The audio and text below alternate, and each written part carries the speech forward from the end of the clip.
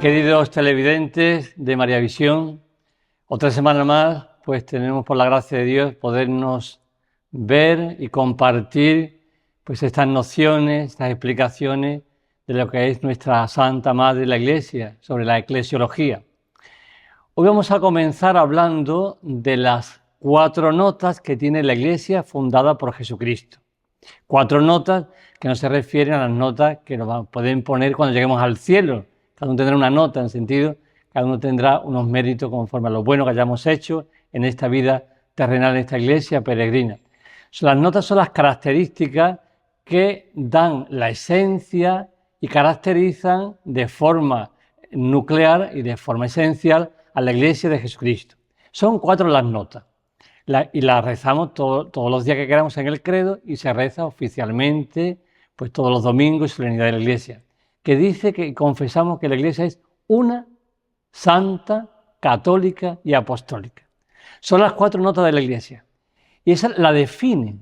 Y no es una forma acomodaticia, como vemos en otros programas anteriores, hablando de las imágenes de la Iglesia para explicarla en su estructura, contenido o su fecundidad.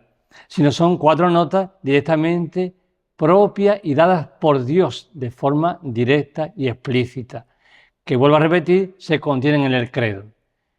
Una, dice la iglesia, es una, no son varias iglesias, ni 3 iglesias, ni 4 iglesias, una iglesia. Y dice que es santa, otra nota esencial, dada por Cristo, santa por su cabeza, que es Jesucristo. Ya iremos desgranando estas 4 notas. Santa, católica, que significa que es universal, una única iglesia universal. Y después está la nota que llama apostólica. ¿Por qué es apostólica? Porque está fundada sobre el cimiento de los apóstoles. Esos 12 apóstoles, que uno de ellos conmemoramos hoy, a San Matías, que fue elegido en sustitución en el lugar para ocupar el lugar de Judas Iscariote, el que entregó a Jesucristo. San Matías es uno de los 12 apóstoles que constituyen los cimientos de la Iglesia y por eso la Iglesia es apostólica. Pues los obispos suceden a los apóstoles y la Iglesia siempre será apostólica, no solamente hasta el juicio final, sino eternamente y para siempre. Dice en la Constitución Lumen Gentium, dice que Cristo funda una única Iglesia, no más, solo una. Y hay un medio de probarlo, como siempre, la fuente de la verdad, la fuente del conocimiento, la explicación explícita y entera está en las Sagradas Escrituras. Al acudir al Evangelio, nosotros tenemos que decir que en él encontramos la voluntad inequívoca de Jesucristo. Y digo inequívoca, no hay equivocación nunca, porque en Dios siempre está la verdad plena y eterna en su palabra, de instituir una sola iglesia. El texto capital que vamos a mostrar es siempre la promesa de Jesús a Simón Pedro. Y dice lo siguiente, en Mateo 16, capítulo 16, versículo 18, dice lo siguiente, Simón Pedro tomó la palabra y dijo, tú eres el Mesías, el Hijo de Dios vivo. Y Jesús respondió, bienaventurado tú, Simón, hijo de Jonás, porque eso no te ha revelado nadie de carne ni hueso, sino mi Padre que está en los cielos. Pedro, es decir, Jesucristo dice anteriormente, yo te digo a ti, Pedro, tú eres Pedro y sobre esta piedra edificaré mi iglesia. Ahí está la certeza verdadera de la palabra de Dios en que Cristo funda una única iglesia, no más, una única iglesia en 3 estados de vida, la iglesia peregrina, la iglesia del purgatorio y la iglesia del cielo o iglesia triunfante. El uso, las palabras son siempre muy importantes, las que utiliza Jesucristo, como dice la Dei Verbum, este decreto conciliar del Concilio Vaticano II, en su número 16, que dice que las palabras, los personajes, los sucesos, los hechos, ni sobran ni faltan, están todos dispuestos por la providencia de Dios y la salvación de todo el género humano. Por lo tanto, la palabra que dice mi iglesia, porque eso dice Jesucristo, fundaré mi iglesia sobre Pedro. por parte de Cristo resulta determinante a efecto de lo que estamos considerando. La iglesia fundada por Cristo es única. Dice mi iglesia, porque si no diría mis iglesias, no, dice mi iglesia, para afirmar con rotundidad y verdad inequívoca que Cristo funda solamente una iglesia, la iglesia de Jesucristo. No cabe olvidar, además, que el mismo pasaje recoge otras dos promesas de Jesús. La iglesia será indestructible, por supuesto, porque es fundada por su palabra. Y la voluntad expresada en la palabra de Dios es siempre una voluntad salvífica y eterna. Siempre, toda la palabra de Dios, desde el Génesis hasta el libro del Apocalipsis, desde la primera consonante y vocante hasta la última en el libro del Apocalipsis, es una verdad que tiene su pleno cumplimiento en cada segundo de la historia y eternamente, porque dice Jesucristo que el mundo, este mundo, los cielos y la tierra pasarán, y habrá cielos nuevos y tierra nueva, pero su palabra no pasará. Por lo tanto, su palabra es la certeza y la garantía. Estas dos promesas, Jesucristo dice que la iglesia será indestructible frente a sus adversarios. Y lo demuestra la historia. ¿Cuántas veces ha visto adversarios en la iglesia? Tenemos que decir una cosa, ¿no?, importante. Los mayores enemigos, los peores enemigos, no son los de fuera. Los de fuera nos hacen mártires, fuerte, fecunda la iglesia y la hace germinar en semilla de muchos otros cristianos y católicos. Los peores enemigos de la iglesia son los de dentro. Y ustedes diréis, ¿y de dentro? Claro, los de dentro. Son los peores enemigos y los peores destructores de la iglesia. Basta recordar cualquiera de las herejías. El nestorianismo, el arrianismo, el panteísmo. Pues vemos como todas las herejías son siempre creadas dentro de la iglesia por los de dentro de la iglesia. Y digo herejías como contienda y así un sinfín de vicisitudes que puede pasar en la iglesia. Por lo tanto, los adversarios de fuera y de dentro nunca jamás la podrán destruir ni vencer por la palabra que pronuncia Jesucristo sobre Pedro y también sobre el colegio apostólico.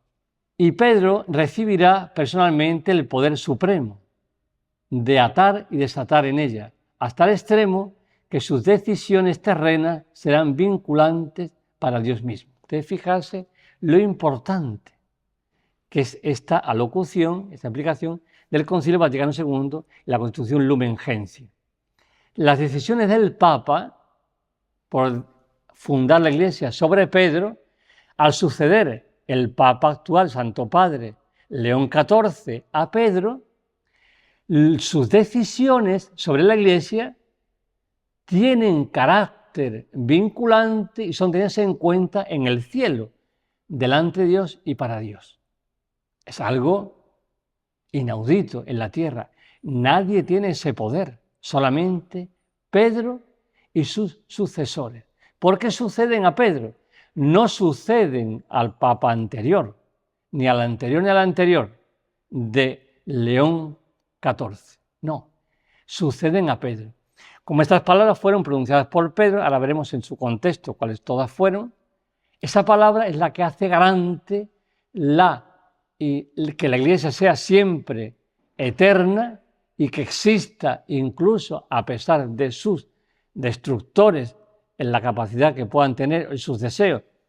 De fuera de dentro, la Iglesia permanece indefectible. Las decisiones que él vaya a tomar, las ejecuciones que decida fecundar a la Iglesia con ella, lo que el Santo Padre León XIV vaya a hacer en la Iglesia como sumo pontífice, tendrán su vinculación y serán decisivas también delante de Dios uno y trino. Y vemos por qué. Vamos a dar lectura al Evangelio de Mateo, capítulo 16, versículos 18 al 19, de Mateo. Y dice lo siguiente. Le dice Jesucristo a Pedro: ¿quién dice la gente que es el Hijo del Hombre? Ellos contestaron, unos que Juan el Bautista, otros que Elías, otros que Jeremías, o uno de los profetas. Y Jesucristo le pregunta a ellos, ¿y vosotros quién decís que soy yo? ¿Quién contesta? Pedro. ¿Por qué contesta Pedro? Porque Pedro tenía que ser la respuesta providencialmente para que su palabra fuera pronunciada sobre él. La gracia divina del Padre, la inspiración divina del Padre, le hace poseer y decir la verdad salvífica de Jesucristo para que se perpetúe en la Iglesia por siempre y por toda la eternidad y tenga su validez delante de Dios en el cielo. Por ejemplo, lo que estamos diciendo, las decisiones y directrices sobre la Iglesia del Papa Santo Padre León XIV. Y continúa diciendo, Simón Pedro tomó la palabra y dijo, tú eres el Mesías, el Hijo de Dios vivo. Y Jesucristo le respondió, bienaventurado tú, Simón, le dice el nombre, hijo de Jonás, porque eso no te lo ha revelado nadie, ni de carne ni de sangre. Tenemos que resaltar que Jesucristo le dice su nombre de persona humana, como lo es, su nombre que le puso su Padre, y le dice el nombre suyo y su descendencia, para decirnos a nosotros que Dios funda la Iglesia sobre la creación de Dios, sobre el máximo de la creación, que es una persona humana. La persona humana que somos nosotros creados a imagen y semejanza de Dios, como dice el libro de Génesis, Jesucristo pronuncia su nombre que le puso su Padre y también pronuncia el nombre de su Padre, su descendencia, para decirnos a nosotros que Dios todo lo quiere por medio de lo humano y en lo humano Él hace su voluntad salvífica y perpetua y fecunda en la Iglesia. Seguimos continuando este versículo del 16 al 18 y dice lo siguiente, porque eso no te regalará de carne y hueso. Ahora yo te digo a ti, tú eres Pedro, y ya le cambia el nombre. Al principio le dice Simón, para decir que la naturaleza humana recibe la gracia y la inspiración del Padre, para decir y saber quién es el que le hablaba, el Mesías, el Salvador, el Redentor, el Creador y el Glorificador de toda la historia salvífica del hombre y de la creación. Le cambia el nombre. ¿Por qué le cambia el nombre en este momento? Porque va a constituir sobre él la misión de la Iglesia para perpetuarla en el tiempo y para hacer verdad y realidad que sus decisiones en los futuros papas, como actualmente en el Santo Padre León XIV, tengan y atengan la verdad y la acoja a Dios como designio de salvación sobre la tierra. Y dice lo siguiente, tú eres Pedro, y sobre esta piedra edificaré mi iglesia. Sobre esta piedra, es decir, sobre tu persona, sobre la institución que hago sobre ti, sobre una persona humana. La iglesia está constituida en un templo, en una catedral, en un sitio, en el Vaticano, no, está constituida, fundada, dice, mi iglesia sobre Pedro, sobre ti, sobre una persona humana, que es lo máximo de la creación de Dios, la persona humana. Y el poder del infierno no la derrotará. Qué palabra más hermosa y qué consuelo tan grande tenemos los cristianos, porque Cristo ya nos asegura al principio de la fundación de la Iglesia, nos asegura que jamás nadie, ni el demonio, ni sus intenciones, ni sus insidias, ni los enemigos internos ni externos, jamás nunca la derrotará. Será indefectible. ¡Qué maravilla! ¡Qué alegría! Y qué consuelo y qué gozo saber ya, desde el principio de la fundación, que la Iglesia va a permanecer, a pesar de sus pecados, a pesar de su negligencia, a pesar de sus enemigos externos e internos, siempre va a prevalecer y siempre va a existir, evangelizando, fecundando la Iglesia y haciéndola prolongar hasta el juicio final, fundada en Pedro y sucedida por los demás pontífices que suceden a Pedro. Y el poder del infierno lo derrotará. Te daré las llaves del reino de los cielos. Lo que ates en la tierra quedará atado en los cielos. Eso es lo que decimos antes.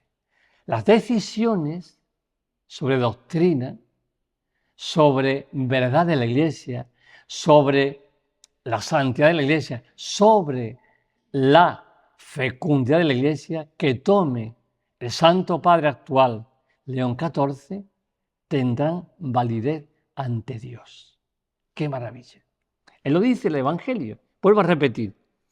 Te daré la llave del reino de los cielos. Lo que ates en la tierra quedará atado en el cielo. Es decir, lo que tú hagas, tú decidas para mi iglesia, no es la iglesia de Pedro, es la iglesia de Jesucristo. Mi iglesia, yo también lo tendré en cuenta en el cielo, lo ataré también en el cielo.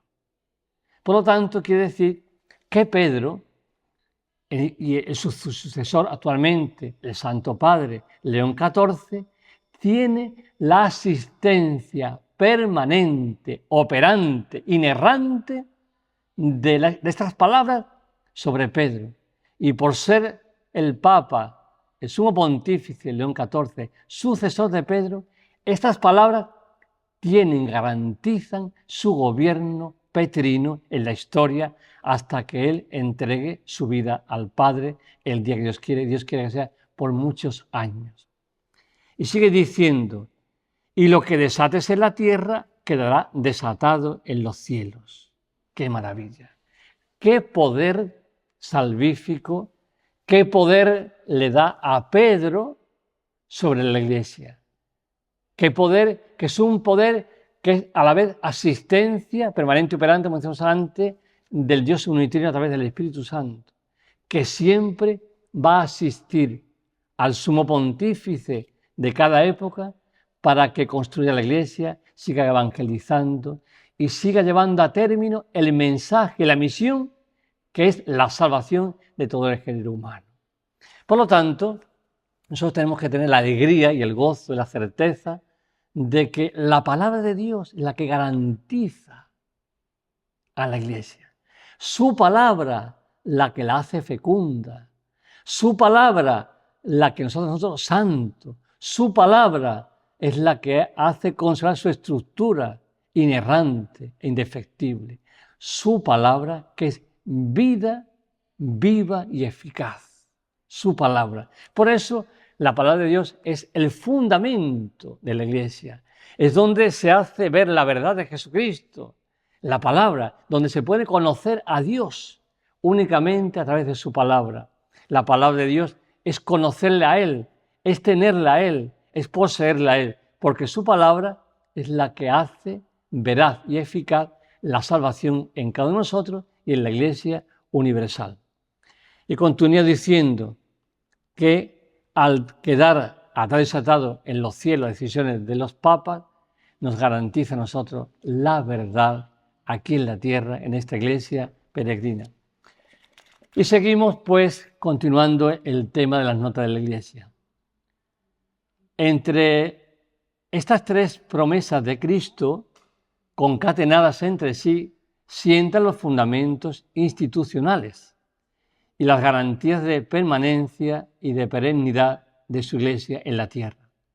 Certifican que Pedro, la piedra, sillar de la Iglesia, tendrá además plena autoridad para edificar lo que incluye la aceptación de los elementos constitutivos válidos y rechazo de los que amenazan su estabilidad. Por lo tanto, el Evangelio de San Juan nos narra la concesión definitiva de los poderes de Pedro, cuando Cristo, ya resucitado, le nombró pastor supremo y universal de su rebaño, diciendo lo siguiente, en el capítulo 21, versículos 15 al 16. Y dice lo siguiente, después de comer, dice el Evangelio de Juan, Jesús dice a Simón Pedro, Simón, hijo de Juan, ¿me amas más que estos? Él le contestó, sí, Señor, tú sabes que te quiero. Y Jesús le dice, apacienta mis corderos. Por segunda vez le pregunta, Simón, hijo de Juan, ¿me amas? Él le contesta, sí, Señor, tú sabes que te quiero. Y él le dice, apacienta mis ovejas. Por tercera vez le pregunta, Simón, hijo de Juan, ¿me quieres? Se entristeció Pedro que le preguntara por tercera vez, ¿me quieres? Y le contestó, Señor, tú conoces todo, tú sabes que te quiero. Y Jesús le dice, apacienta mis ovejas. Y dice a continuación este fundamento precioso y hermoso. En verdad te digo, cuando eras joven tú mismo te ceñías e ibas a donde querías, pero cuando seas viejo tendrás las manos y otro te ceñirá y te llevará a donde no quieras. Esto lo dijo aludiendo a la muerte que iba a sufrir. Y así contesta. Pedro le dice, Señor, Jesús le contesta, si quiero, sé que hasta que donde yo venga, a ti tú que tendrás que ver. Entonces se empezó a correr entre los hermanos el rumor de que sus discípulos iban a morir. El Evangelio nos habla de esta constitución de la Iglesia en la que esta confesión de Pedro que hace ante Jesucristo ya resucitado, de que le quiere, que le ama, y él le dice, apacienta mis corderos, apacienta mis ovejas, apacienta mis ovejas. Esta es la confirmación de las palabras del Evangelio de Mateo que hemos estado pronunciando anteriormente.